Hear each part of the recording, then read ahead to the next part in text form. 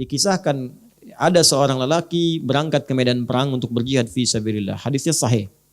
Ketika sudah di peperangan di medan, maksudnya dia bergabung ke situ, temannya tiba-tiba tahu kisahnya, datang kepada Nabi diadukan, "Ya Rasulullah, wa ya Rasulullah, si fulan berangkat ke medan perang, ibunya menangis."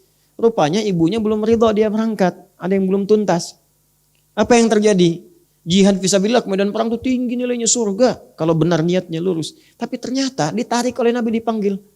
"Eh fulan, ada kisah begini benar?" "Benar ya Rasulullah." "Kamu ini," kata Nabi, "pulang ke rumah, bikin ibumu tertawa seperti engkau membuatnya menangis." Anda bayangkan, selevel jihad fisabilillah itu dikalahkan. Ya, dikalahkan oleh jihad untuk berbakti kepada seorang ibu. Kenapa? Dijawab oleh sahabat yang termasuk paling jenius di antara sahabat-sahabat yang masih muda, yaitu Ali bin Abi Thalib karamahullahu wajah. Ya, Ali bin Abi Thalib menafsirkan kalimat Nabi ketika memuji seorang ibu dengan 3 kalimat. Datang seorang sahabat, ja'a sahabin Nabi sallallahu alaihi wasallam faqala ya Rasulullah man abar. Datang seorang sahabat pada Nabi sallallahu alaihi wasallam berkata, "Ya Rasulullah, kepada siapa kalau saya mesti berbuat baik?" Faqala, kata Nabi, dia berkata, "Ummak," ibumu. Ya, thumma man, lalu siapa lagi? Qala ummak, ibumu. Thumma man, pada siapa lagi? Ummak, ibumu, sampai 3 kali. Thumma man, siapa lagi? Thumma abak. Ya, keempat, bapakmu.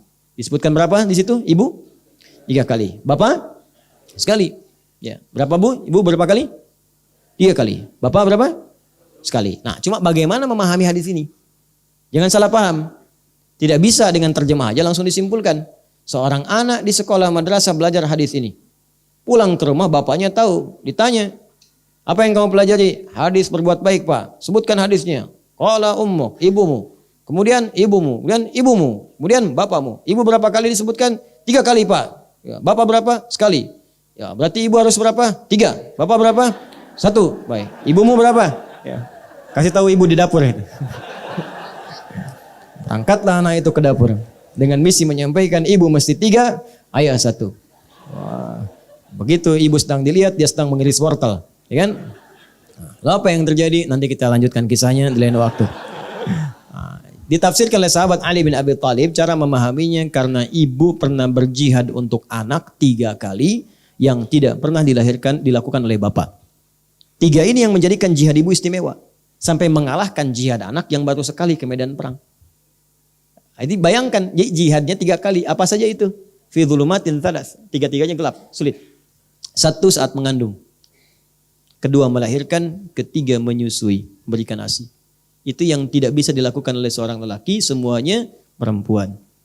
Ya, jadi 1 mengandung. Gak ada laki-laki bisa mengandung. Makanya kalau udah laki-laki, laki-laki aja. Gak usah maksa gitu. Yang hidupnya jadi aneh-aneh. Laki-laki jadi perempuan, perempuan jadi laki-laki. Terus dua-duanya berhubungan lagi. Kan aneh, ribet amat gitu. Ya.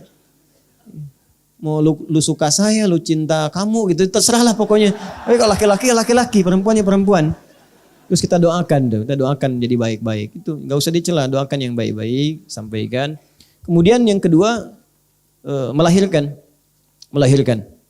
Yang ketiga, menyusui, memberikan ASI. Karena 3 ini istimewa, maka ibu berjihad. Makanya bu, kalau ada 3 ini dilalui, itu jihad tinggi bu. Kalau wafat syahid.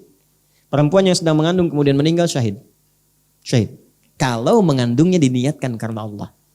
Makanya kalau seorang ibu mengandung karena Allah, mohon izin saya buka. Kalau ibu mengandung karena Allah, diniatkan ibadah maksudnya, maka ibu akan menjaga kandungan dengan baik.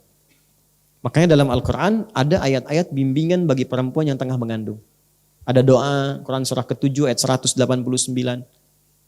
Ada nazar kebaikan, Quran surah ke-3 ayat 35. Itu yang dilakukan Hannah ketika mengandung Maryam. Ya, cek kandungan untuk mencari makanan sehat. Ada isyaratnya di Quran. Lihat pergerakan janinnya, ini akan begini, begini, begini. Buktikan, silakan kalau ingin tahu kekuasaan Allah. Cek USG. Setelah itu, responnya bagaimana? Isi dengan makanan yang sehat. Sehat menurut Quran bukan hanya sehat dari gizinya. Sehat itu halal dan thayyib. Kasih tahu suami, bisikan, "Pak, aku dan bayi yang aku kandung insya Allah akan tahan dalam lapar. Tapi kami gak akan tahan ketika masuk ke dalam neraka. Cari yang halal ya Pak ya. Cari yang halal. Tapi susah mah, gak apa-apa Pak. Sekarang yang haram pun susah. Cari yang halal. Lebih baik kita hidup dalam keadaan yang halal, mendapat berkah, daripada diwafatkan ketika menyentuh yang haram. Bisikan, kirimkan WA. Aku mencintaimu Pak dalam suka dan duka. Masuk WA dibuka. Masya Allah. Berangkat. Senyum aja. Terus ibu dapat balasan. Masya Allah. Tumben.